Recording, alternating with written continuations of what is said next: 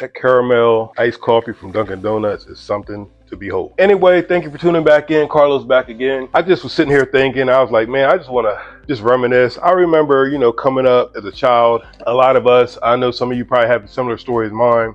Our parents were just trying to keep their head above water. I really didn't learn anything about credit till I was in my 30s. A lot of us, just been scraping and scrapping, just trying to get ahead in life, trying to make the best life for our families and our kids. So that's the kind of journey that I've been on. And I'm an entrepreneur, so I've always been trying to figure out how to start businesses and how to save up enough money to get invested in this business or that business. And you know how it is as an entrepreneur, you're doing 1,000 businesses and your partner's looking at you like you're crazy and thinking you're crazy. And why are you starting this business? Why are you starting that business? Why? That's just the way an entrepreneur is. A lot of us just, sometimes your wheels never stop spinning. Even when you're asleep, your wheels are spinning. Our parents just never taught us about credit. But once you learn about credit, there's no excuse anymore because you know the importance of credit. You don't have to go to the car dealership and they bring a car around back and say, hey, this is the car we can put you in at a 25% interest loan. You don't have to do that anymore. A lot of us, we get in those situations because we need a car, so you got to take the car and you got to pay this high interest loan, and it's just a never-ending cycle. When you get your credit where it needs to be, there's a power shift. When you walk into the dealership, you no longer have to wait for them to go in the back lot and pull a car out for you. You come in either with a check in hand and say, that's the car I want, or you say, hey, let's walk outside and let's figure out which car I want that I can pick. And a lot of times you don't even have to put any money down because you got a 750 credit score, and a lot of times you don't even have to put money down. Second, just like when we were ready to buy the house, my wife at the time, both of us had poor credit scores. Our scores were in like the low 500s, and I was like, man, we got to figure out how to get these credit scores up. So I started going online, doing a lot of research, started mailing out letters, paying debtors off, getting negatives knocked off, and next thing you know, we started to jump up to 640 and so on and so on, and we were able to buy a home. And if we would have knew better, we would have already had our credit scores and been able to pull the trigger to buy a home. And luckily, we got our credit scores up just in time before the housing market changed, and we were